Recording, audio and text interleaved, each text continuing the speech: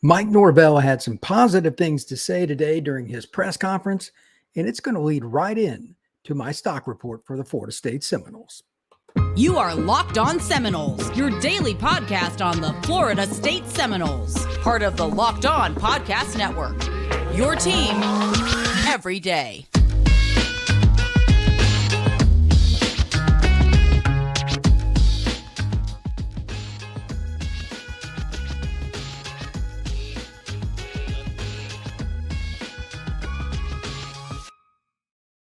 Welcome back into another edition of Locked On Seminoles. I am your host, Brian Smith, and today's show is going to get right into the nuts and bolts of this week, which is Florida State Duke, a top 25 matchup. We're going to talk about Mike Norvell's press conference. We're also going to talk about the stock report and a lot of what Coach Norvell said today during his press conference. As I went back through it and I'm taking notes, writing quotes and all this. It's like, this is what I had because I kind of done my stock report, and he touched upon a couple of the key things, O-line, special teams, et cetera. And we'll get into those particulars here in a little while. I do want to kind of go over a few of his quotes and why I think he and I are aligned on this and why it's important in football. So segment one, just about Mike and his press conference and the attitude, the body language. It's something I really get into. The body language for head coaches, especially when they're asked a question they don't want to answer. He just doesn't have that many because the team's playing well. If you take nothing else away from this press conference, take that. He looked very comfortable today. A couple of weeks ago, before they played Virginia Tech and a few other things, you could tell he wasn't quite as happy. So that's something to think about. And also in segment two, we're going to go into the press, from the press conference to the stock report. Who's playing best by position, talk about a few players, even a couple of young guys. And then in segment three, kind of where Florida State is. We're at the midpoint of the season, kind of Florida State overall, where they can get to and who they might have to play. I talk about that more and more because it's the bottom line. Florida State wants to be that program. So those are all things that we're definitely going to be looking at together. So PrizePicks is one of today's prime sponsors. Go to prizepicks.com/LockedOnCollege and use code LockedOnCollege for a first deposit match up to $100. Daily sports fantasy made easy. PrizePicks. So let's talk a little bit about Norvell's press conference. Again, body language was excellent. Happy. He was engaging with the media. He offered a ton of stuff when he first came to the podium. That's not a guarantee. A lot of coaches, here's a couple of things, open to questions. You can tell they do not want to be there at all. Norvell wasn't that way. He was real. He offered some information about special teams, specific players, Shaheed Brown, Keem Dent being back, talking about different players coming into the lineup. CJ, had a nice run, et cetera, et cetera, et cetera. He named key starters to guys that are backups by name, specific plays. You could tell he cares about his players. He's happy. It was about as good a head coach press conference as you're going to see. And I don't say that lightly because I am definitely a glass half empty kind of guy in general. And I am not afraid to throw a head coach under the bus in a millisecond. If they screw up, I'm going to call it. He's just not making the bad decisions with what he says, how he acts, who he brings up. So hats off to Norvell.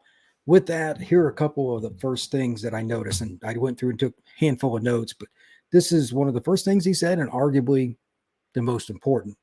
Really pleased with the fight from our players. Now, that sounds generic, and it is coach speak.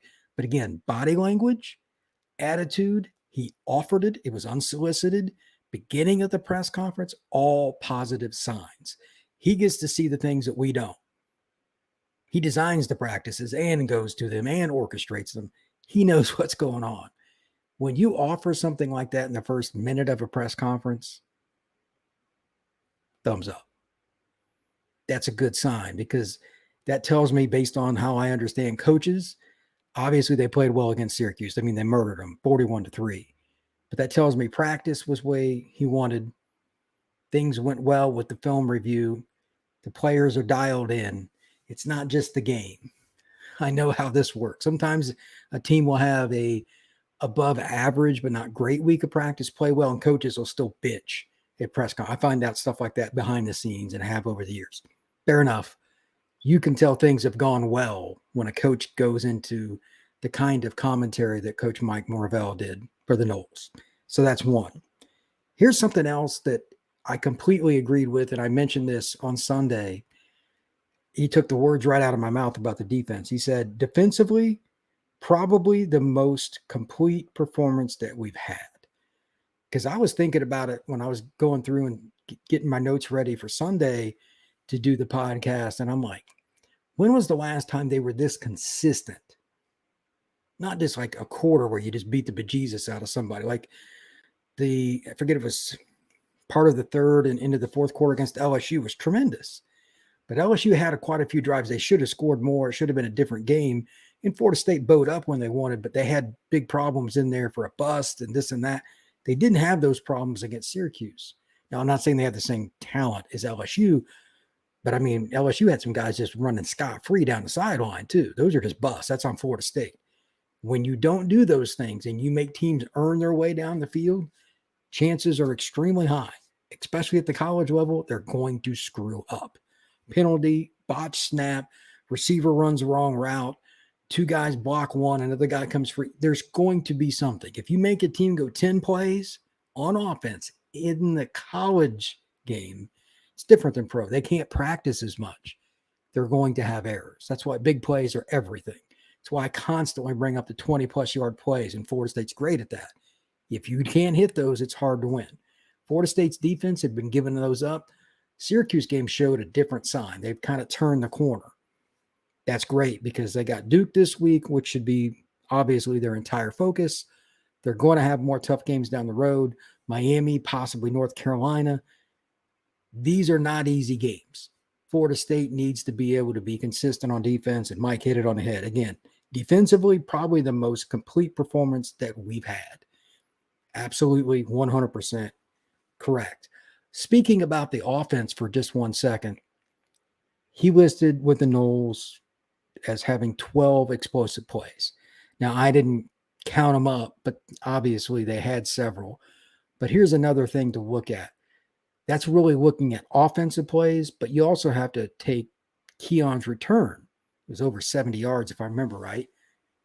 That's another form. And when you hit those, a 20-yard pass, 20-yard run, the 50-yarder by Tofili, it takes the air out of the other team. But when you do it on special teams, and like the one that Keon had was actually decent coverage, you don't just take the air out of a team. You quite honestly just suck the life out of them.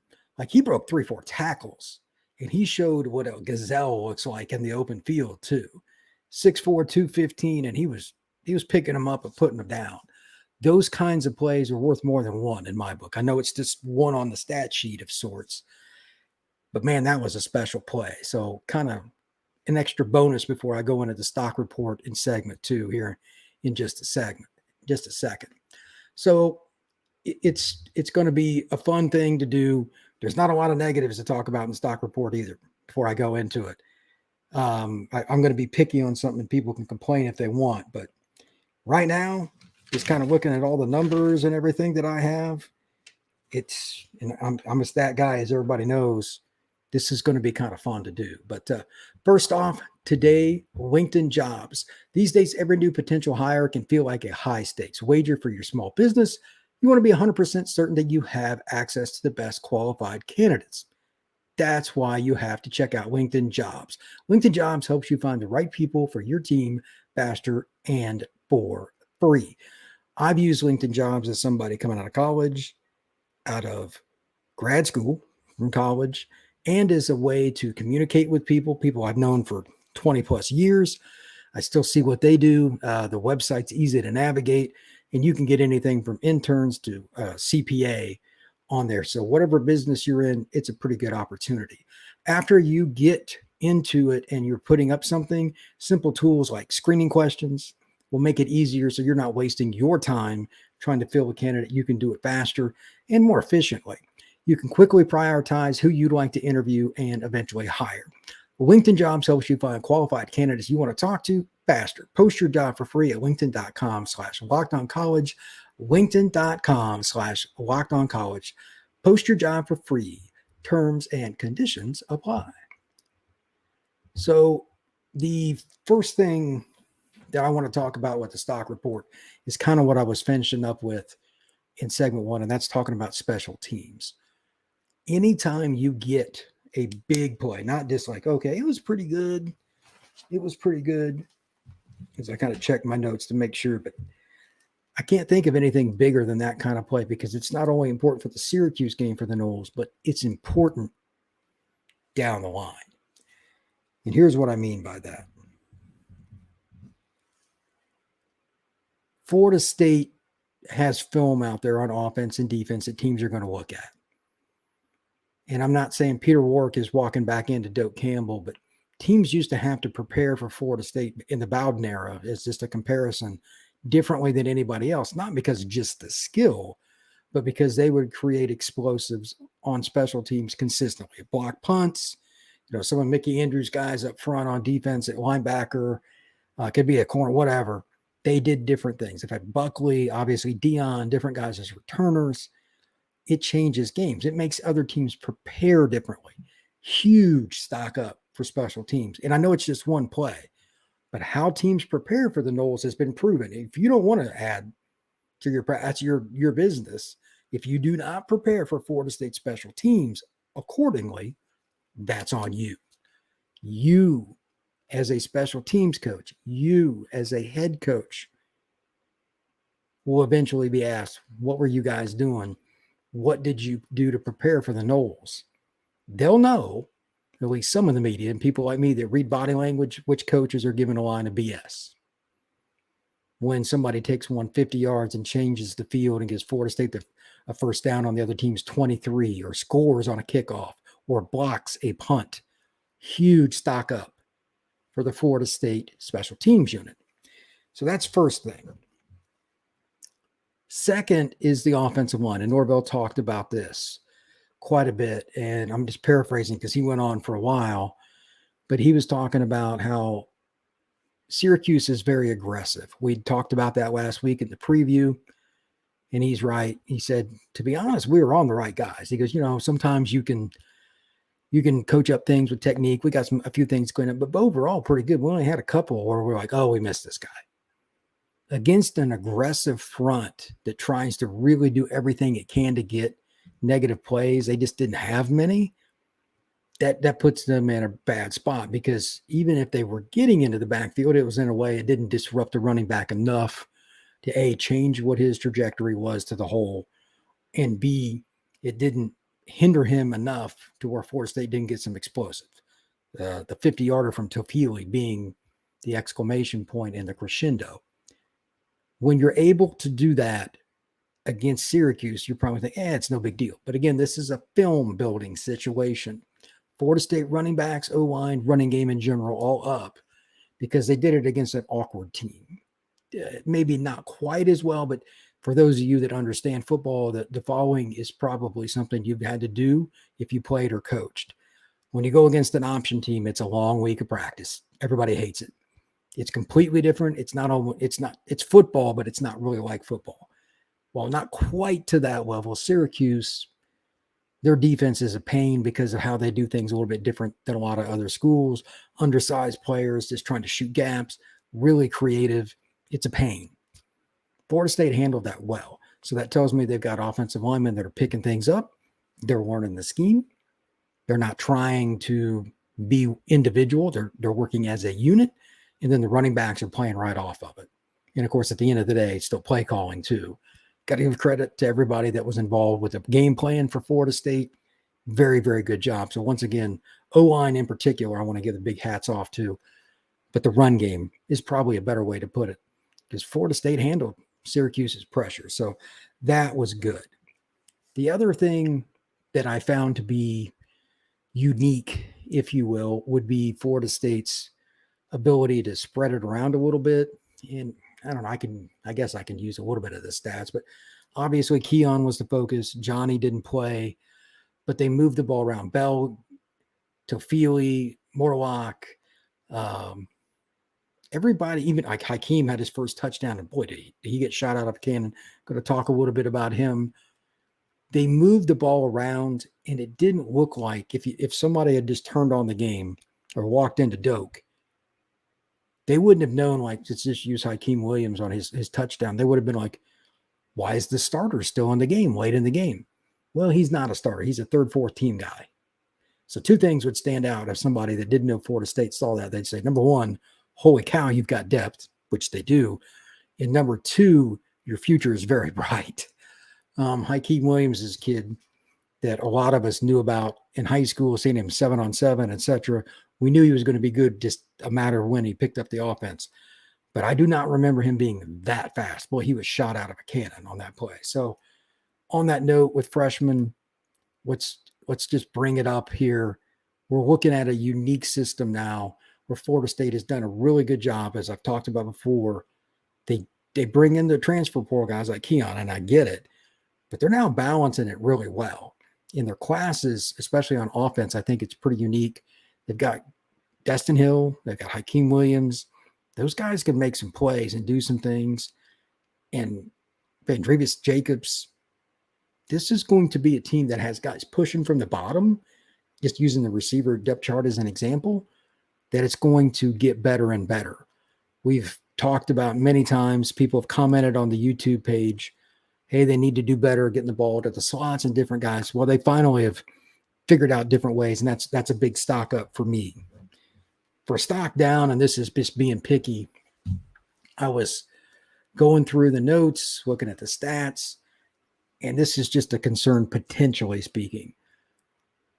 Florida State right now has like 126 first downs they've gotten themselves as a team.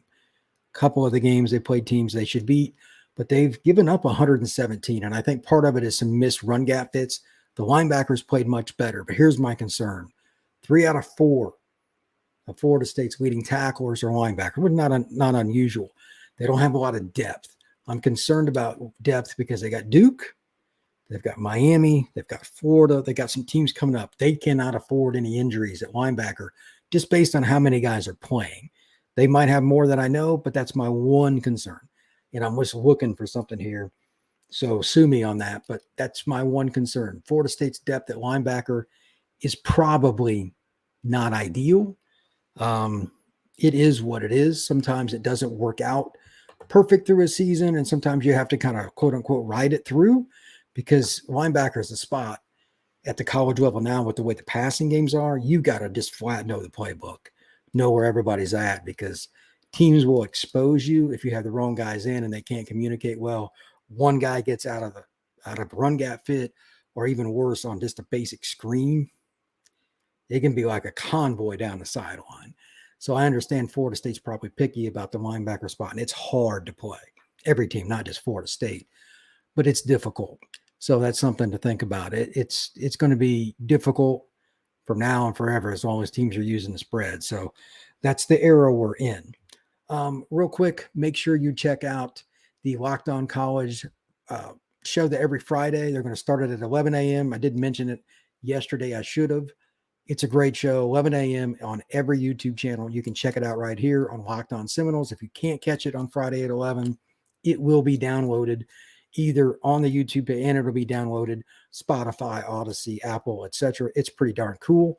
And segment 3, we are going to check out kind of the big box here, just thoughts on Florida State in general and where they're at, plus an injury in college football that I find unique.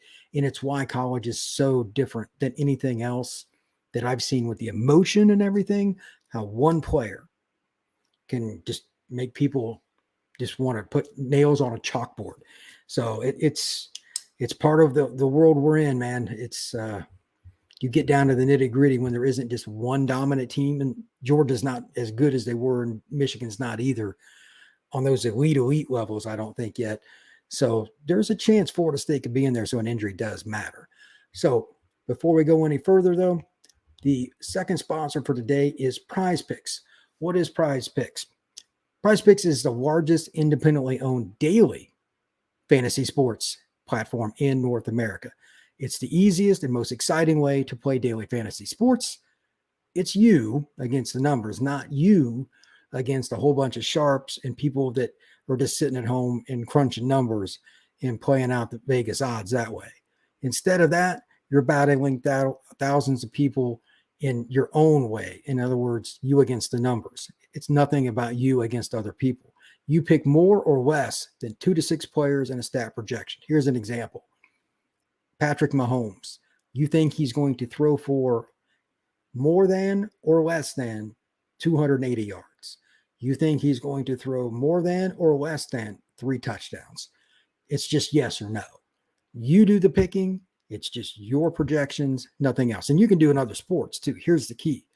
If you're a hockey person, NHL, why not? If you're a European soccer person, that's cool. That's for you. PrizePicks has a spot for you to do that. I'm a baseball stat guy. I would probably, in the summertime, obviously we're at the World Series now, have all kinds of options. Baseball would be a way I would roll. Now that I just learned about it next year, I kind of know where I'm going. But you can do college basketball. You can do NBA. It's up to you. It's available in Florida, Georgia, and many other states. And the app's pretty darn easy to use too. Go to prizepicks.com/LockedOnCollege and use code LockedOnCollege for a first deposit match up to $100. Again, that's prizepicks.com/LockedOnCollege. And you can get $100 off your first deposit match. So segment 3, we're going to talk about kind of the big picture here with Florida State. Every week I try to do this at least once. Is Florida State where it needs to be? Are things trending in the right direction? And what are some of the other teams that are doing well or not? I think that the 2 teams that are the best, all things considered so far this year, based on what I've seen and their upsides, are Michigan and Georgia. But Michigan's schedule leaves a lot to be desired. And quite frankly, so does Georgia. So there's a lot of projection with that. So let me get to the key point. Georgia, and we're not sure for how long, is losing Brock Bowers for multiple weeks. Are they going to lose without him? Probably not.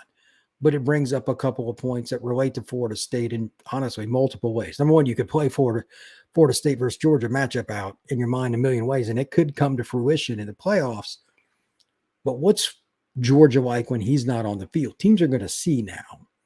So even if he comes back and they make the playoffs, when he comes out of the lineup and he's got to take a breather like anybody else, you have extended footage.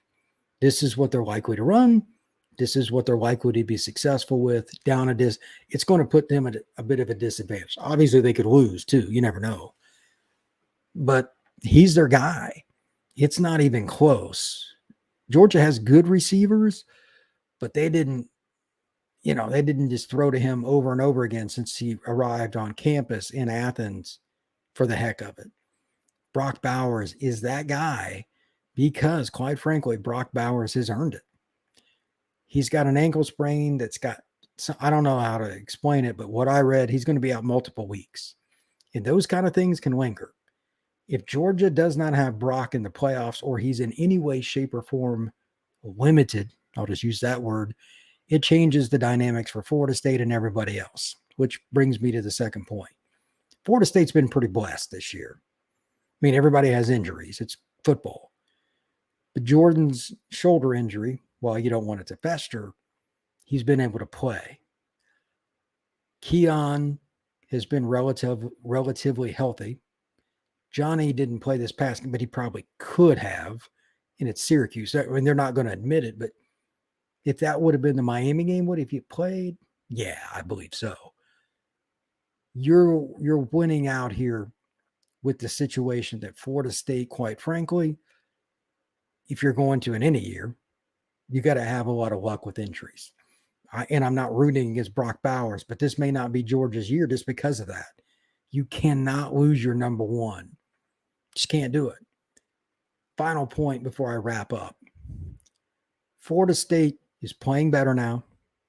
Mike Norvell's press conference was spot on today, as I mentioned earlier.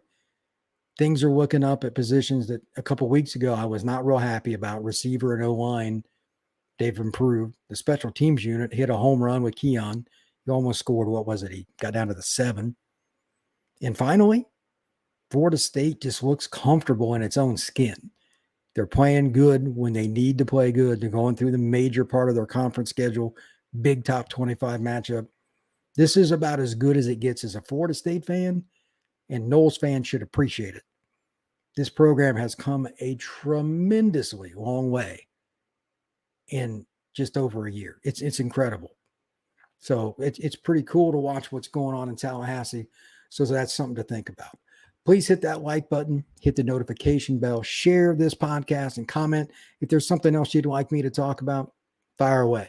If you got something else you want to say, shoot that as well. Here to read the comments and hear what you got to say.